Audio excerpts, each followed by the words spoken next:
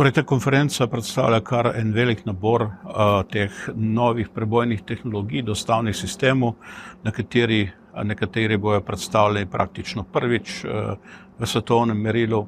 Ne govorimo zgolj o lipidnih delcih, ki so v zadnjem času znani predvsem zaradi cepiv. Govorimo tudi o virusnih delcih, o virusi podobnih delcih, eksosomih, potem polimerih, nekih proteinih.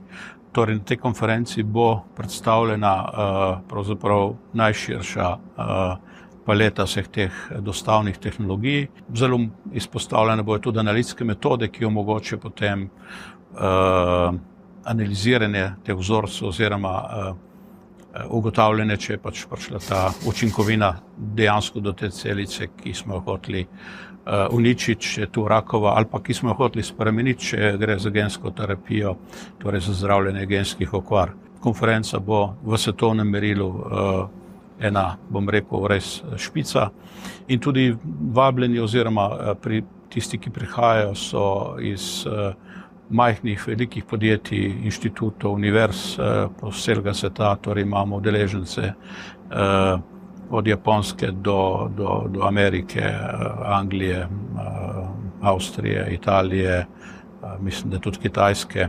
In tako z inštitutov kot z univerz prihajajo tudi ljudje iz zelo priznanih univerz, tudi z MIT-ja, enega vodilnih inštitutov na svetu na področju biotehnologije, potem iz centra v North Carolini, tudi en vodilnih inštitutov, celo 2 predavatelja. Tako da ta konferenca je dejansko v svetovnem merilu, bom rekel, en tak res vodilni dogodek.